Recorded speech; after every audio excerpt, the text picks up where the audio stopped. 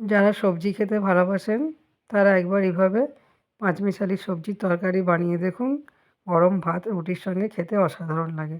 নমস্কার বন্ধুরা, খুকুমণি রান্নাঘরের তরফ থেকে সকলকে স্বাগত।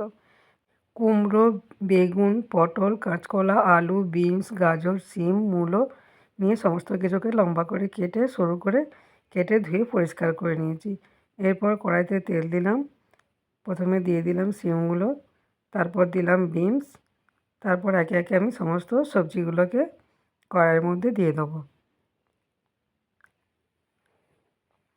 দিয়ে এটাকে 2-4 বার নাড়াচাড়া করে নেব।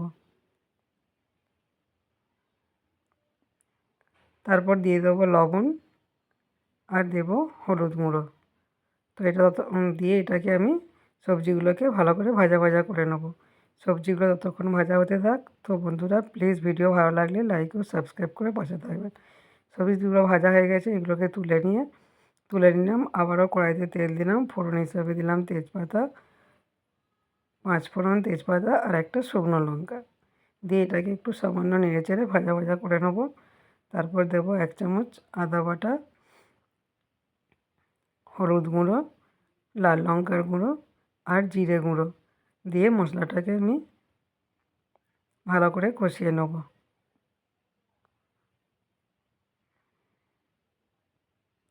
তো মশলা কষানো হয়ে গেছে, মশলা থেকে তেলও ছেড়ে দিয়েছে। এরপর আমি দিয়ে দেবো ভেজে রাখা সবজিগুলো।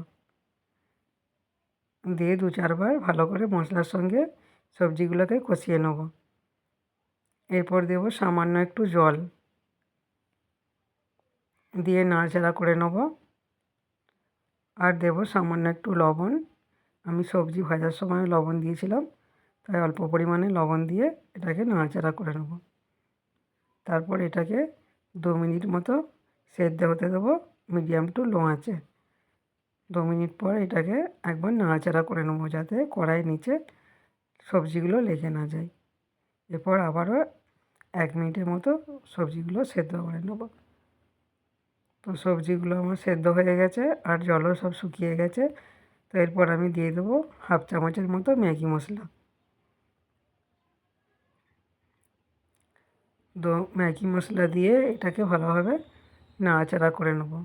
তো আমার সমস্ত সবজি সেদ্ধ হয়ে গেছে আর তরকারিটা সুন্দর ভাজা ভাজা হয়ে গেছে। এরপর আমি এটা পরিবেশনের জন্য তুলে নেব। তো বন্ধুরা, প্লিজ আমার চ্যানেলটিকে লাইক ও সাবস্ক্রাইব করে পাশে থাকার অনুরোধ রইল। আর ভিডিও দেখার জন্য অসংখ্য ধন্যবাদ।